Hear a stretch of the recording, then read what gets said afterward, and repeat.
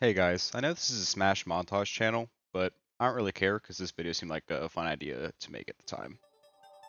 Terraria is a game with a dedicated fan base and a very intricate level of detail within it. From the blocks, to the entities, to the NPCs, to you, the Terrarian. You start the game having to defend your little excuse of a house from slimes and zombies, to fighting a big wall of meat, to finally defeating the Moon Lord. This begs the question though, how strong is an endgame Terrarian? If we're talking about plain old strength, there's two ways we can look at this. Either how much weight they can carry, and what their strongest scalable attack realistically is. I'll start with the former. In Terraria, there isn't a scale for weight in the game, so we kind of have to compare in-game items to real-world physics.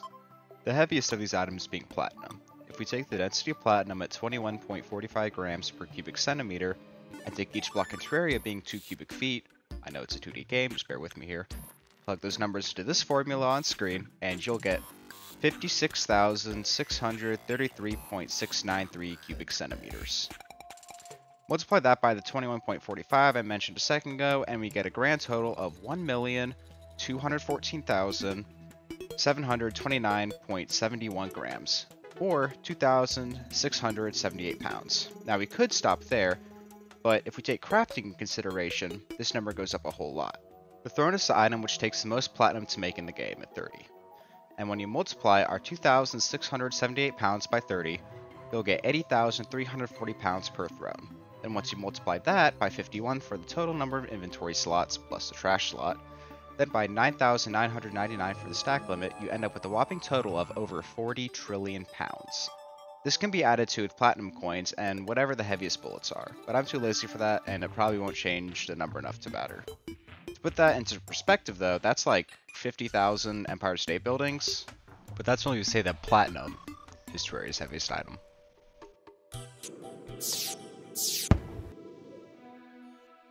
Fallen stars are by definition stars. I'll be using the sun for our calculations here with a weight of 2 octillion 197 septillion tons. Multiply that by the stack limit 9,999 times 51 and you'll get 1 decillion and 97 nonillion tons, which is frankly a lot more than 50,000 Empire State Buildings. Again, it's up to interpretation whether the fallen stars are really equal to a literal star, but I don't care because this is fun.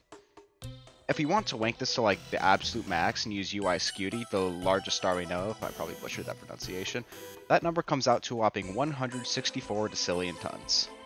This is the really calculated part of the video, so I'll be on with all that bullshit. As for the strongest attack the Terrarian can realistically do, I narrowed it down to 3 weapons, which depend on how high you scale my Fallen Star theory. The first two are the Super Star Shooter and the Star Wrath, both of which are the most powerful weapons that use stars in the attack. They realistically could put the user at star to solar system level if you use my scaling, however the sheer amount of weight that Terrarian can carry already makes them like small galaxy level in terms of strength. The other weapon is the Daybreak, which by definition from the solar flare fragments used to craft it, which contain the Fury of the Universe, I'll get more into that later, scales to sub-universal to universal. Trust me, this gets a lot crazier. As for speed, if we give it a low ball, in-game you can move at 293 miles per hour with movement speed using the max speed boosts, which isn't even faster than cars we make now, so frankly, kind of unimpressive for Terraria standards. However, when you take into consideration that the Terrarian is able to keep up with and scale above the Empress of Light, who uses light-based attacks, you're able to dodge them, and there's kind of an argument there that you could go FTL+, but I don't know. That's again up to interpretation. The strongest attack the Terrarian takes is one of the attacks from the Moon Lord. Now, while the Moon Lord technically scales to dwarf star level, it's kind of a big lowball, especially if you scale the Terrarian as high as I have.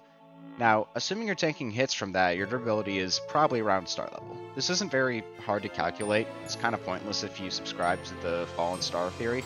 Speaking of, please subscribe. Where the Terrarian would scale many times past this in durability. However, when you take Solar Flare Armor into consideration, as I mentioned earlier, shit gets wild. Now time for the bullshit scaling. Solar Flare equipment is made by Luminite and Solar Fragments, as most of you probably know. This is important because you actually have to consider that the description of these solar fragments is that they contain the Fury of the Universe, as I mentioned earlier. Now, there are lots of ways to interpret this, the lowest of which is that you're wearing an armor which would protect you from anything sub-universal, and the highest of which is that you have control over the fury of the universe, which, if you apply to Lovecraftian lore, as I'll get to in a minute, is pretty fucking insane. Now, for those of you who are content with what I've shared so far, this is the end of the video. But for those of you willing to apply some Terraria lore-based things to the Terrarian, as you probably should, get ready, because we haven't even gotten to the meat of it yet. Assuming that the game operates on Lovecraftian laws, considering Cthulhu exists in the lore pages for Terraria, we can interpret a lot of things that happen in the game through that lens. To continue discussing solar flare armor and how insane it actually is, we need to understand the different layers of the Lovecraftian universe. The first of which is the physical realm. This is infinite in size, but only operates on 3 dimensions. This is what we would be in if we were in the Lovecraftian universe, and where almost all of Terraria takes place. Almost. I'll get to that later. Then we have the Dreamlands, which are stated to be infinite in dimensions, so essentially inconceivable to us, and of course, infinite in size, because why not? Then we get to the Void at the center of it all. And when we consider that the Void is beyond infinite in infinite dimensions, that gives us infinities stacked on top of infinities, and split in a way that any normal person could understand. The Terraria, or Lovecraftian universe, is infinite in size and contains infinite dimensions within the scale of the universe. So the universe is still a tier above those dimensions. This makes the whole Fury of the Universe statement from the solar fragments seem much more insane when it's put to that scale, making the Terrarian at a level of abstract existence beyond the confines of perception and ascended past the chains of causality. For people who have completed the game, you'll know that before you fight the Moonlord, you have that minute of shaky white flashes, and then boom, everything is straight black walls you fight him. And while that may just be a visual thing from developers to make it feel more final boss-like, you still have to consider where exactly you are. It clearly isn't space, because space already exists in Terraria, and there's a bunch of stars and shit in the background. In Lovecraftian mythology, however, there's a plane of existence called the Void, which I touched on earlier. The place beyond infinity and infinite dimensions, and all that bullshit. Now, my personal theory is that when the background goes pitch black, what's happening is that the Moonlord is somehow transporting you to his dimension, or doing some sort of fucking domain expansion on you to put you in this plane of the universe. Probably the former, though. Which means that you scale above someone who's able to transport you past infinite dimensions to the Void, or transport the very existence of that same Void to you. Which, if you go to the latter option, he's creating infinite infinities in the process. And no matter which way you cut it, that would put the Terrarian at omnidimensional plus, considering that he scales past that. And now, even if you think that all this doesn't apply to Terraria, I still have something else. My boy Cthulhu. Cthulhu, in the lore pages of Terraria, it says he has immeasurable power. This means that you beat the remnants of that same being. Now, I'm aware that Cthulhu isn't the Moonlord, but the Eye of Cthulhu is his eyes, Skeletron is his bones, and the brain as well, his brain. All of which the Terrarian scales above. This, of course, would put the Terrarian at immeasurably powerful, considering they're able to scale above Cthulhu. This really is an interesting topic, because at a low ball, you get someone who's pretty fast and can carry 50,000 Empire State Buildings, to a being who shoots literal stars at zombies, to something that is leagues beyond our perception of existence. At the end of the day, it's just a game.